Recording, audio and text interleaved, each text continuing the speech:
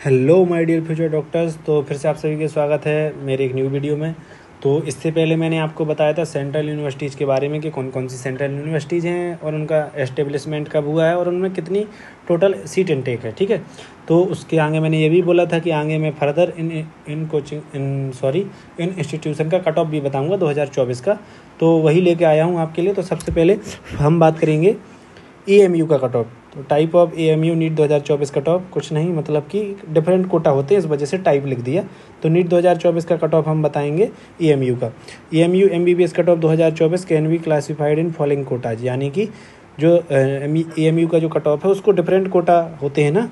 ठीक है, जैसे कि एएमयू इंस्टीट्यूशनल कोटा, यानी कि अगर कोई एएमयू से बंदा पढ़ा है, ठीक है, तो उसका एएमयू कोटा भी लगता है। ठीक है, इसके साथ साथ ओपन सीट कोटा, ठीक है, और एनआरआई एएमयू कोटा। ठीक है, तो एएमयू इंस्टीट्यूशनल कोटा की हम बात करें तो directorate general of health services DGHS on behalf of MCC release the AMU institutional quota MBBS cut off category wise in online mode for the student select under institutional quota seats. ठीक है, तो AMU का कोटा है, हो गया।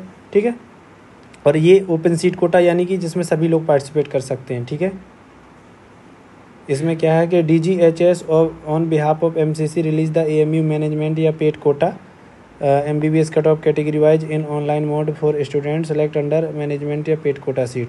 ठीक है, तो इसमें कौन कौन सी सीट आ रही, मैनेजमेंट या पेड कोटा सीट्स। ठीक है, इसके अलावा ये हो गया एनआरआई कोटा। ठीक है, एनआरआई कोटा हो गया।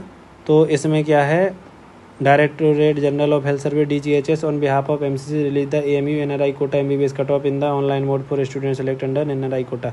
इसका कोई मतलब है नहीं वैसे। ठीक है, सीधी हम हमारा जो मेन मतलब है, ठीक है, जो ऑल इंडिया कोटा होता है, जो all India open seat quota है उससे, ठीक है, जिसमें सभी पार्टिसिपेट कर सकते हैं। ठीक है, और ये 15% मतलब पूरा इसका जो फिल किया जाता है वैसे इन सभी तीनों कोटा से ही फिल किया जाता है, इसमें स्टेट कोटा जैसा तो कुछ होता नहीं है। ठीक है, क्योंकि एएमयू है सेंट्रल यूनिवर्सिटी, तो ये ऑल इंडिया कोटा से ही फिल होती है। ठीक है, तो हम बात करते हैं इसमें कि एमबीबीएस कट ऑफ 2024 इसके अंडर में जो कॉलेज है वो है जवाहरलाल नेहरू मेडिकल कॉलेज अलीगढ़। तो MBBS cut off 2024 for all India open seat quota cut off. ठीक है, इसमें हम सबसे पहले बात करेंगे एक कोटा की। तो कोटा कौन सा है, ओपन सीट कोटा। ठीक है, और इसमें जो क्लोजिंग कट ऑफ थी वो थी 690 मार्क्स। ठीक है, 690 मार्क्स पर कॉलेज मिल गया था अलीगढ़ यूनिवर्सिटी का। ठीक है, ठीक है, और इस पर रैंक कितनी थी, 3752। तो अब हम बात करें नीट 2025 के लिए क्या एक्सपेक्टेड कट ऑफ हो सकती है।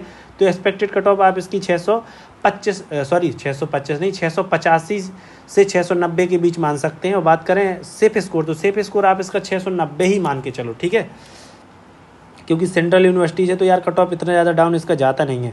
इसके बाद हम बात करेंगे जिन स्टूडेंट के पास एएमयू का कोटा है। तो अलीगढ़ मुस्लिम यूनिवर्सिटी का अगर किसी के पास कोटा है, अगर वो बंदा वहीं से पढ़ा है, तो उनको देखो कट ऑफ थोड़ा कम चाहिए। ठीक है, उन्हें कंसेशन मिल जाएगा।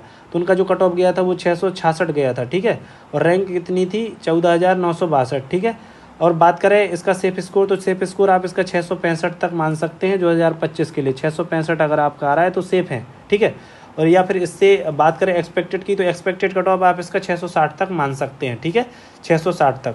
इसके बाद एनआरआई एएमयू कोटा अगर हम बात करें तो उसका जो क्लोजिंग कट ऑफ था 625 मार्क्स था। इसका सेफ स्कोर 625 ही मान के चलिए अभी। और बात करें एक्सपेक्टेड स्कोर की, तो एक्सपेक्टेड स्कोर 620 से 25 के बीच रह सकता है, 620 से 625 के बीच रह सकता है। ठीक है, इसकी रैंक थी 50,020।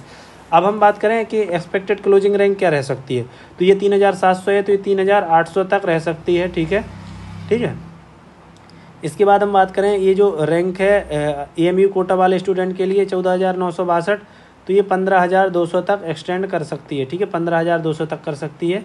और ये 50,020 है, तो ये 50,500 तक एक्सटेंड कर सकती है। ठीक है, ये 50,500 तक एक्सटेंड कर सकती है।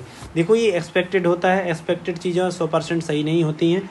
लेकिन देखो मोस्ट बात क्या है कि कट ऑफ डाउन जाने के कई फेवर में फैक्टर हैं। इसके फेवर में जो फैक्टर हैं, एक तो ऑप्शनल पार्ट जो 15 में से 10 क्वेश्चन करने होते वो हटा दिया गया, इस वजह से कट ऑफ हाई जाने के चांसेज नहीं है, लो जाने के चांसेज हैं। दूसरा ये था कि नंबर ऑफ़ कैंडिडेट भी कम हुए हैं। इसके अलावा जो टाइम मिलता था 200 मिनट, ठीक है, ठीक है, अब सिर्फ 180 मिनट है, यानी कि पर क्वेश्चन के लिए 1 मिनट। ठीक है, तो इस हिसाब से भी कट ऑफ डाउन जाने के चांसेज हैं। ठीक है, बाकी मेन फैक्टर है जो हमारा ऑल ओवर जो डिपेंड करता है वो तो उसी पे डिपेंड करता है कि जो पेपर का लेवल है वो कैसा है, हाई है, लो है या मॉडरेट है, ठीक है।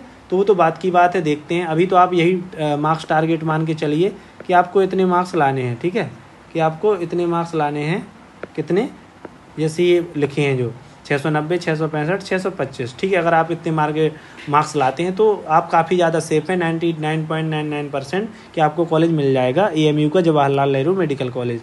तो थैंक यू फ्यूचर डॉक्टर्स। अगर आपको वीडियो अच्छा लगा हो तो वीडियो को लाइक एंड शेयर जरूर कीजिएगा, और चैनल पर पहली बार आए हो तो चैनल को सब्सक्राइब करके नोटिफिकेशन जरूर ऑन कर लेना, जिससे ऐसे ही फर्दर अपडेट आपको काउंसलिंग से रिलेटेड मिलते रहें, चाहे वो कट ऑफ के हो चाहे काउंसलिंग प्रोसेस के हो। तो थैंक यू फ्यूचर डॉक्टर्स, मिलते हैं नेक्स्ट वीडियो में।